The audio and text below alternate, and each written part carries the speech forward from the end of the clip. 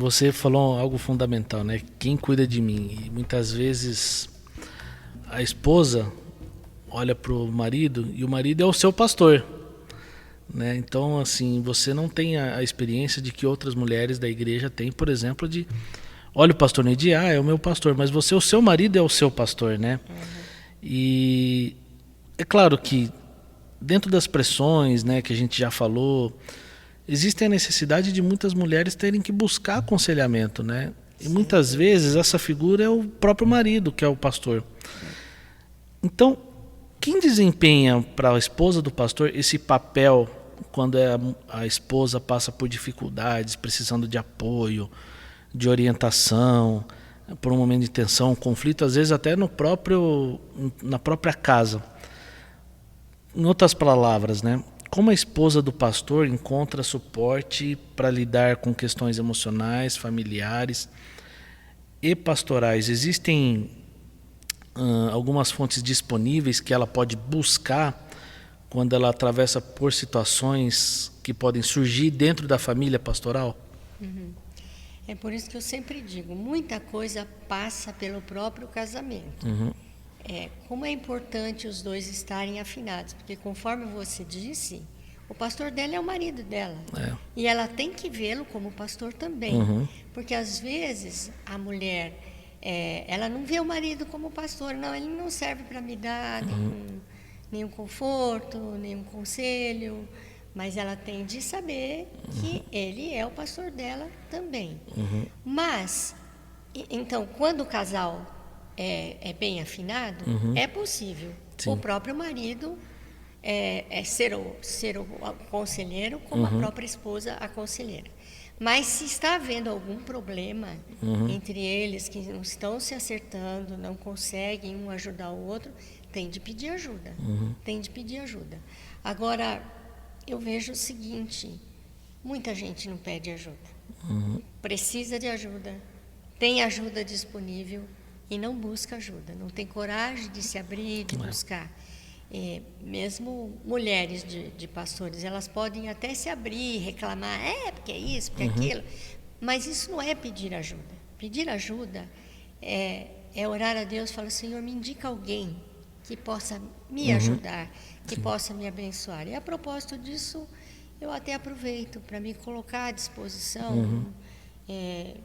Eu não sou perfeita, mas 48 anos dá para a gente, de alguma forma, poder ajudar alguém, mentorear alguém. Então, estou à disposição. O que é o mentor? O mentor é alguém especial, que sabe mais? Não, o mentor é aquele que já atravessou esse momento difícil que você atravessa. Então, ele pode, o mentor, a mentora, ele pode ajudar você a desviar do caminho que não vai dar certo.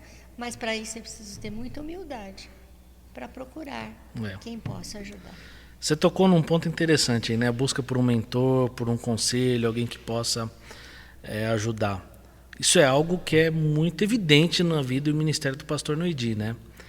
Eu lembro que ele inclusive falava no púlpito quem eram os pastores dele, né? Muitas vezes mencionou o Roberto Laio, o Neco, o Armandão, o próprio pastor Alfredo, né? Que era até uma proximidade muito grande.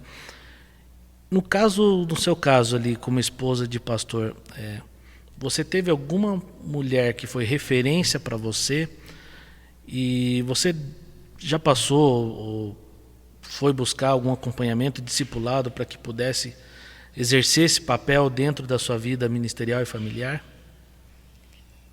Não foi algo formalizado que eu fui buscar, que tinha dia de se encontrar, mas houve uma mulher maravilhosa na minha vida.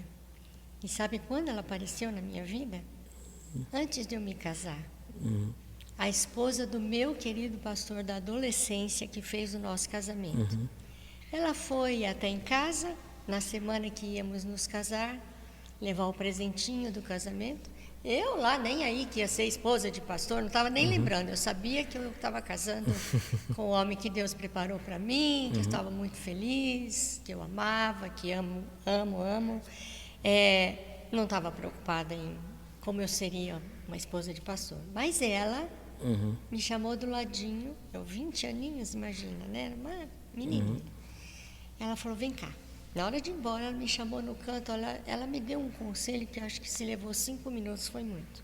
Que durou até a minha vida toda e até hoje eu me lembro e procuro observar e eu faço questão de contar, porque pode ser bênção para muitas mulheres. Ela falou, olha, você vai se casar com um pastor.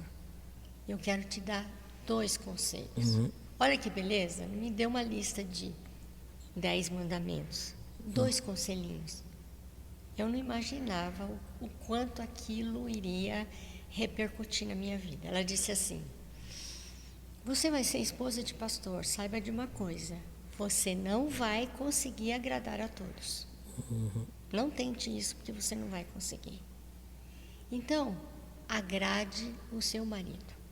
Procure agradar o seu marido. Beleza, entendi. Falei, é isso mesmo que eu quero, agradá-lo, mas eu quero que ele me agrade também, para a gente ser muito feliz. Beleza. Segundo conselho, não se permita ser menina de recados. Aí eu estranhei um pouco, né? Meio que achei estranho, não entendi muito bem, mas ela explicou. Ela falou, olha, as pessoas às vezes não têm coragem de falar alguma coisa para o pastor e vão na mulher do pastor. Porque aí a mulher do pastor vai e conta para ele. Então não se permita isso. E contou lá uma história longa, que eu nem posso dizer aqui, ficou um negócio bem grave, de alguém que foi fazer uma denúncia para ela, e ela disse, olha, eu não faço parte do conselho, eu não tenho autoridades, poderes para tratar desse assunto, é um assunto grave, e o pastor precisa saber, mas vá você mesmo e fale com ele, eu não vou dizer nada. Só isso, Daniel. Só isso. Mas eu guardei. Nem sabia que ia ser útil para a minha vida. Aí, muito bem. Guardei isso no meu coração. Aí começou a acontecer. Pessoas virem falar coisas para mim, contar coisas para mim. E eu me lembrar do conselho da dona Wanda, minha querida dona Wanda, mulher do pastor reverendo Adílio Gomes, já falecido. Eu falei, tá querendo mandar um recadinho? Tá bom. Guardava no meu coração, orava, eu falei, Senhor, eu não vou dizer nada para ele, mas ele também não pode ficar na inocência de não saber o que está acontecendo. Então, o Senhor prepara um jeito. Passava uns tempos, a pessoa chegava no dia e dizia, pastor, então, né, o senhor está sabendo que tal coisa, assim. Então, a pessoa que não queria contar para ele, achando que eu contaria, ela mesma acabava contando e falou, sabendo o quê? O senhor não está sabendo isso assim? Não sei de nada. A Deise não contou para o senhor? Não contou. E aí ele já aproveitava. A Deise não me manda recados que as pessoas querem mandar. E futuramente houve um outro episódio, não sei se conta agora ou depois se eu vier oportunidade, dentro disso mesmo. Vou falar já, senão eu esqueço. Eu trabalhava em banco, então eu era assistente gerencial, tinha minha mesa para atender pessoas. E aí um dia aparece lá no banco um oficial da igreja. Senta na minha mesa, eu já fiquei surpresa. Mas achei que ele foi lá buscar algum produto do banco. Pois não, como vai, o senhor aqui, tarará. Conversou um pouquinho, dali a pouco ele começou a elencar sugestões de coisas que ele achava que meu marido tinha que fazer. Olha, conversa com jeitinho com ele, fala para ele que ele precisa isso, precisa aquilo. E foi falando. E o sangue foi fervendo. E eu ouvindo, com um sorriso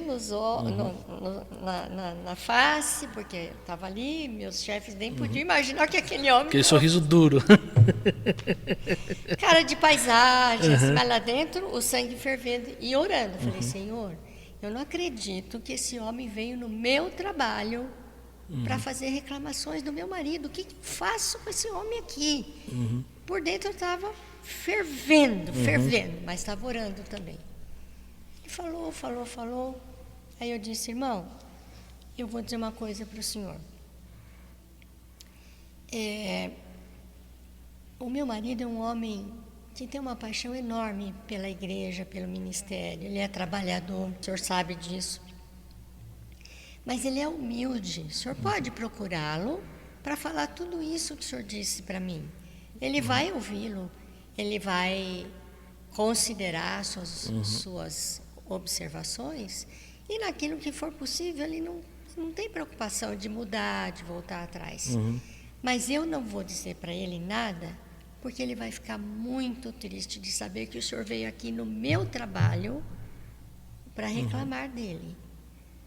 Agora, o dia que o senhor tiver uma bênção bem grande, uma resposta de oração, quiser vir me contar, a primeira coisa que eu vou fazer quando chegar em casa será isso. Mas eu só levo para ele boas notícias, porque é disso que ele precisa para ter ânimo, para trabalhar, para continuar trabalhando. Então, por favor, vá ao senhor mesmo e diga tudo isso para ele. E muito obrigada, eu preciso voltar ao trabalho. O Noiti só veio saber dessa conversa depois que nós saímos daquela igreja. Nunca falei nada para ele.